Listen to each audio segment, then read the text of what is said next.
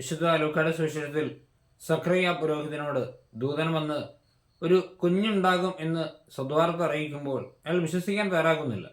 രണ്ട് അസാധ്യതകളാണ് സക്രിയ പറയുന്നത്. താൻ വൃദ്ധനാണ്, തൻ്റെ ഭാര്യ പ്രായം കവിഞ്ഞവളുമാണ്. അതായത് മാനുഷികമായി ചിന്തിച്ചാൽ ഇത് ഇനി അസാധ്യമാണ്. പക്ഷേ നമുക്കറിയാൻ സംഭവിച്ചത് നേരെ തിരിച്ചാണ്. കാരണം ദൈവത്തിന് ഒന്നും അസാധ്യമായിരുന്നില്ല.